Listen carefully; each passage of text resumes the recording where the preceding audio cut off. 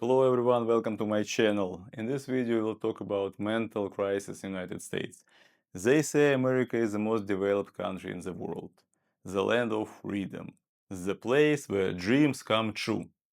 But when I lived there, I saw something different. Not everywhere, but I saw a lot. As a psychologist, I saw so many things that make me worry. I saw fear, I saw stress, I saw pain in people's eyes, and I saw rich people living in big houses and taking antidepressants every single day.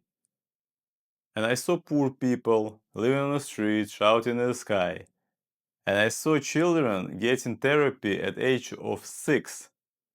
Teenagers, a lot of teenagers with anxiety, depression, gender confusion, and I saw young people addicted to porn and video games.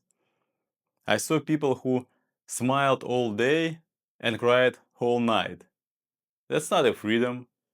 That's not a dream. That's a real mental health crisis. A really deep one. And it's everywhere in America now. And I start asking the questions myself. Why are so many people in the US mentally unwell? Why do Americans take more pill than any other nation in the world? Why do they feel alone, even if they have like everything? And why it's so different here in Russia? Let's start from the beginning. In the 1960s, the US began closing psychiatric hospitals. That was called deinstitutionalization. It was sold as a good idea. They said mental hospitals were bad, they said people would get better if they get the community, but they were wrong. But hospitals already closed.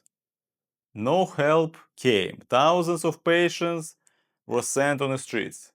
You can see them now on the streets of big cities. Some of them ended up in prison, some became homeless, many of them just disappeared. And the system never recovered and never rebuilt it. Today there is a very few public psychiatric beds in America. Many states have almost none. So where do mentally ill people go? Sometimes the only way to go is to jail or to ER, or they can stay home alone with no help, as far as they're not dangerous to the public. And they take a lot of pills. And they hope it will get better, but it doesn't. Medicine, in most cases, is not the therapy. And the therapy is not available. They need one simple thing, is love. And love is what most people in America don't have. They have life insurance, they have all kind of apps, but they don't have someone who truly cares about them. And that's why so many things collapse. The government talks about mental health all the time, but they don't build clinics. They build prisons. There's so many prisons in America, and they packed. They don't have space anymore. They don't pay for therapy. They pay for pills, but it's all about money for corporation. Big Pharma makes billions. And what about the people? People still broken, quiet, sedated, and alone. I'll tell you a few more facts. In 2023, more than 1 in 5 adults had diagnosed with mental illness. The only 1 of 5 who got diagnosed. Maybe fewer of them not diagnosed yet. And that's about 58 million people. You can probably double this number. Over 6 million children in the United States have ADHD. More than 2.7 million teens had at least one major depressive episode in the last year. Over 5,000 Americans died by That's 1 every 11 minutes. Around 265 million prescriptions for antidepressants are written every year in the United States. That's more than in any other country. By comparison, in Russia, the rate is high. They use antidepressants, but it's 15 times lower. In 2022, the US had more than 600 mass shootings. Russia had 0. The US had over 2.3 million people in prison, many of them with untreated mental illnesses. Around 25 of homeless people in America suffer from severe mental disorders like schizophrenia. In 1960, US had over 550,000 psychiatric beds. Today, they have around 40,000. That's dropped over 90%. And life became more stressful. Most states now have fewer than 10 beds for 100,000 people, but minimum is needed 50 beds for 100,000 people. Another reason is the social breakdown. Over 30% of Americans now live alone. They not get married till age 35.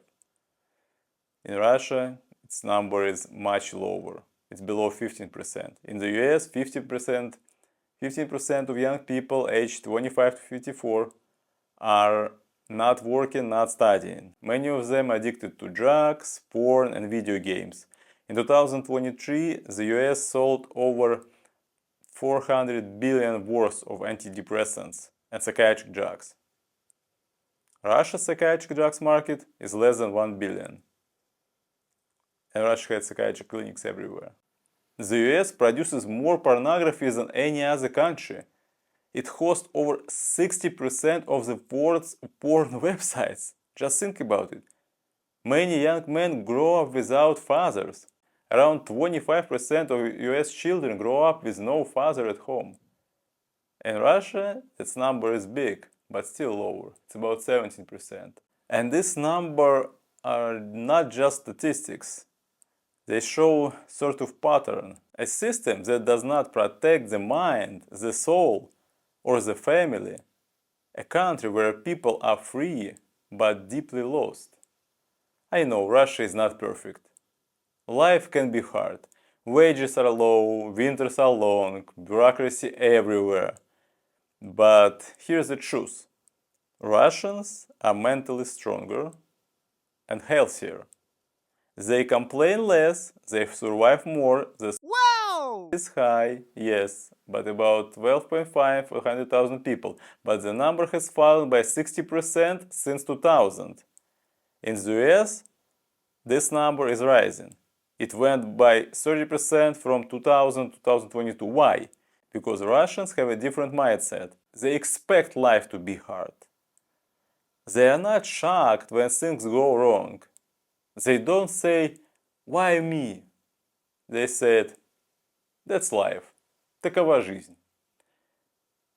And this helps. That helps them stay sort of stable.